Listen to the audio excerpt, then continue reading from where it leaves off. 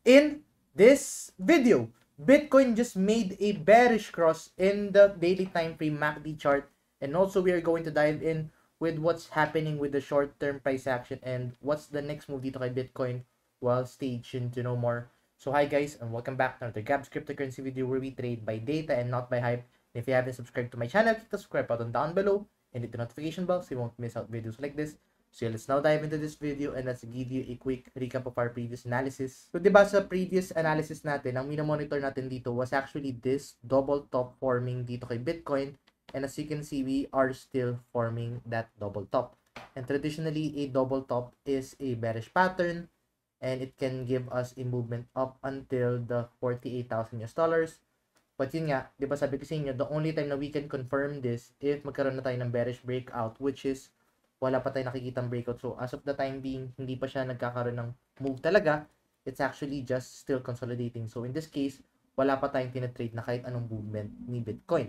But with that being said, ano na nga ba nangyayari dito kay Bitcoin? So before we dive in dito sa daily time or sa usual time frame na chart natin, I want to dive in first with the daily time frame MACD.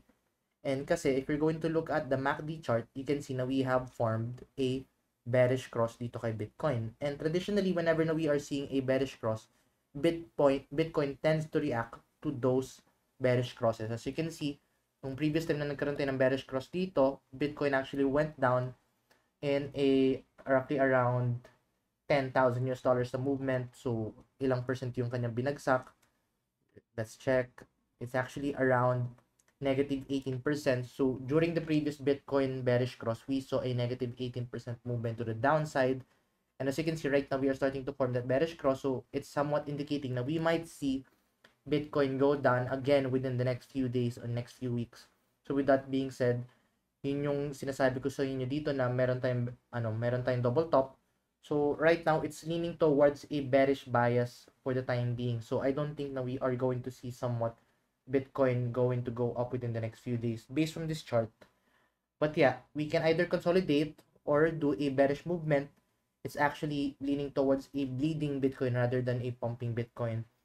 So yeah, right now, yung mga analysis natin are currently based on the indicators na meron tayo ngayon. And right now, what is happening na nga dito? So yun nga, so MACD, may bearish cross. Dito, ano ba nangyayari dito? So, di ba sa mga previous analysis natin, nung bumagsak tayo dito below the 100-day, sabi natin, in-expect natin si Bitcoin bumaba up until 200-day moving average. And as you can see, we are inching closer and closer to that 200-day moving average.